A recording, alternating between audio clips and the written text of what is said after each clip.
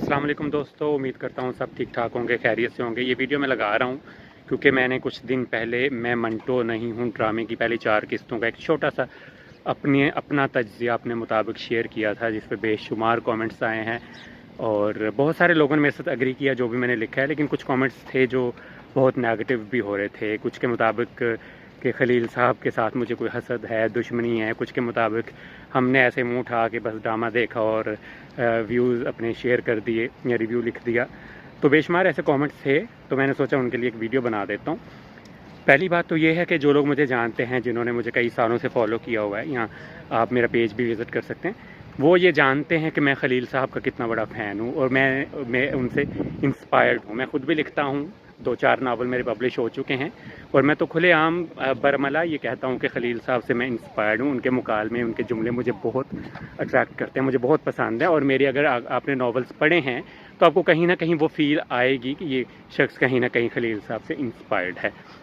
और इसके अलावा भी खलील साहब के जो ड्रामे हैं, सुन मेरे दिल से और जेंटलमैन से पहले जितने भी सारे मेरे पसंदीदा हैं।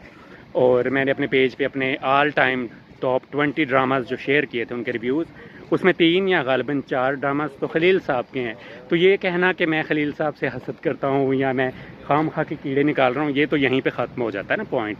आप जाके लिस्ट देख ले मेरे पेज पे काफ़ी महीनों पहले की मौजूद है, जिसमें टॉप 20 ड्रामास मैंने शेयर किए, उनके रिव्यूज़ लिखे, जिनमें से 3 या 4 मैं 3 तो कन्फर्म है या मैं भी 4 हूँ खलील साहब के यहाँ टॉप 20 में। तो अब अगर मैं उनसे हसद करूँ या मुझे उनसे प्रॉब्लम हो तो वो ड्रामे क्यों हैं बेस्ट में टॉप 20 में? तो ये नहीं है। आपने अगर उनका जेंटलमैन भी देखा है या सुन मेरे दिल भी देखा है तो कहानी की, जुमलों की, सीन्स की, किसी चीज़ की कोई तुक नहीं उसमें बन रही थी। तो हमने तनकीद की है, जब वो अच्छा लिखेंगे तो हमें अच्छा भी लगेगा।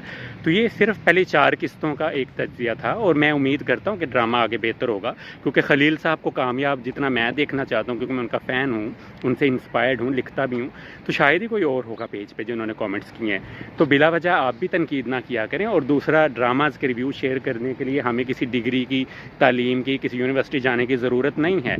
ड्रामा होता है आवाम के लिए, ठीक है, और हम आवाम हैं। जब आप कुछ पब्लिक कर देते हो तो उस पर वो फिर आवाम पे छोड़ दें, उन्हें अच्छा लगे बुरा लगे, वो आज़ाद हैं अपना रिव्यू लिखने के लिए। अगर ड्रामे को मैं बुरा मैंने नहीं कहा, मैंने ये कहा कि कुछ जगह पे डायलॉग्स ऐसे हैं उनका सेंस नहीं बन रहा, कहीं डायलॉग्स अच्छे हैं। और ख़ास तौर पर जो मेरी बात लोगों को बुरी लगी वो ये लगी कि साइमा नूर की जो एक्टिंग है उस पर मैंने सवाल उठाया। देखिए, साइमा नूर की जो प्रेजेंस है स्क्रीन पे वो ब्रिलियंट है, सबसे अच्छी है। साइमा का जो चेहरे के तासरात हैं वो भी सबसे मुझे बेहतरीन लग रहे हैं। मुझे प्रॉब्लम डायलॉग डिलीवरी से है।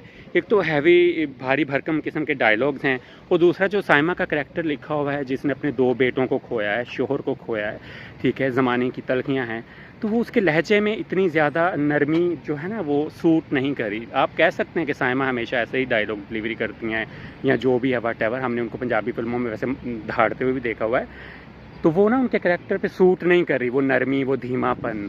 अब कुछ लोग कह रहे हैं कि ये एक सुघड़, एक मतलब इस तरह की एक्ट्रेस की निशानी है कि वो बड़े धीमे अंदाज में अपनी, नहीं, वो आपकी बात ठीक हो सकती है, लेकिन उनको ये सूट नहीं कर रहा उनके करैक्टर को।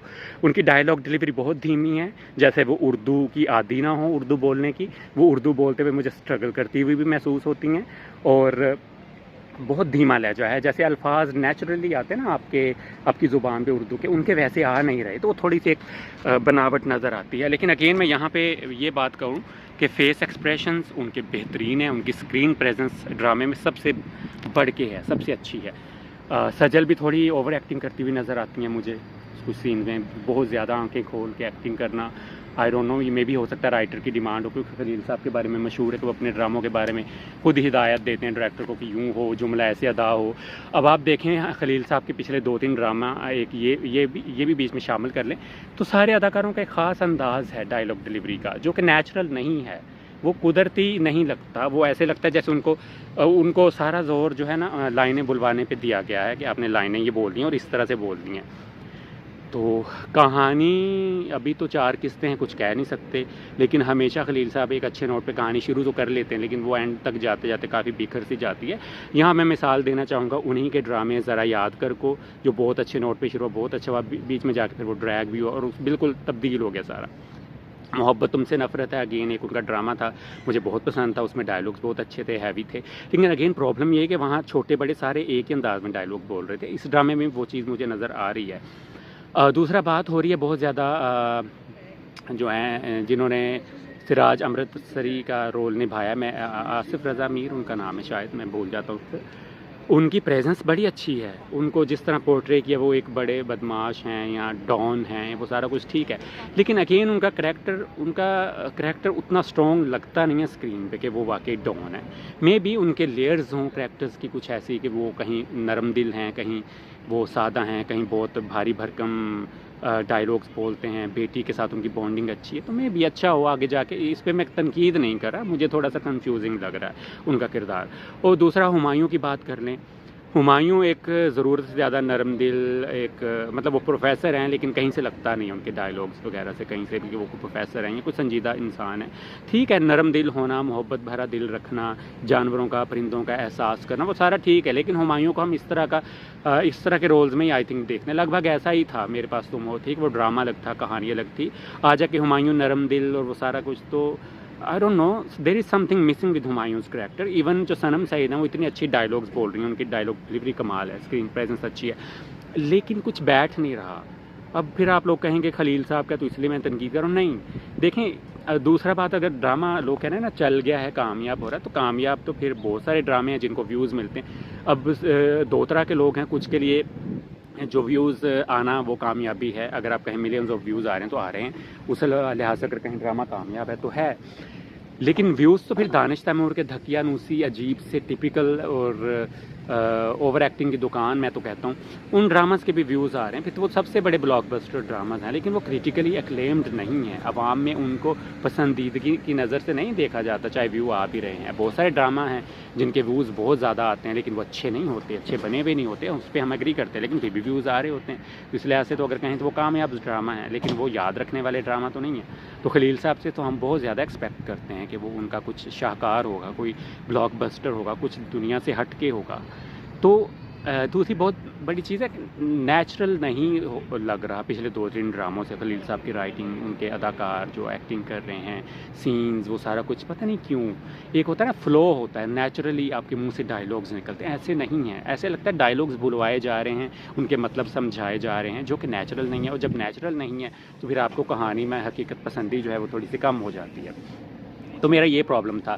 तो यहाँ मैंने क्लियर कर दिया है, ड्रामा जब पब्लिक हो जाता है, आवाम उसको देखती है, तो किसी का भी राइट होता है उस पर अपने व्यूज़ शेयर करने का। आप उसको ये नहीं कह सकते वो डिग्री लेकर फिर व्यू करे, या आप भी अपना ड्रामा बना लो। भाई आपने ड्रामा बना के हमें दिया, हमने देखा, अपने तासुरात शेयर कर दिए। अब जो लोग कह रहे हैं ड्रामा बहुत अच्छा है, बहुत चल गया, बहुत हिट हो गया, इस तरह तो वो भी अपने रिव्यूज़ ही दे रहे हैं, तो क्या उसको हम गालियाँ दें?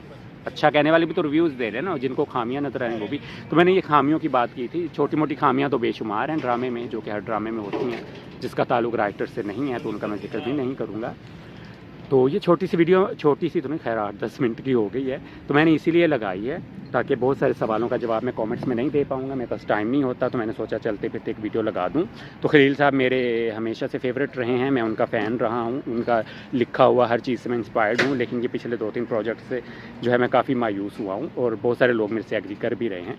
लेकिन मुझे उम्मीद है आगे चल के ड्रामाज अच्छे होंगे। मैंने यहाँ पर एक और क्लियर कर दूँ, लोग कॉमेंट्स में कहते हैं आप स्टार प्लस के देखा करें ड्रामे, मैं इंडियन कॉन्टेंट नहीं देखता। अगेन जिन्होंने मेरा पेज कई सालों से फॉलो किया हुआ उनको पता है, मेरे पेज पे कभी इंडियन कंटेंट नहीं लगा, उनकी तारीफ नहीं हुई, उनके कोई तबसरे नहीं लिखे गए।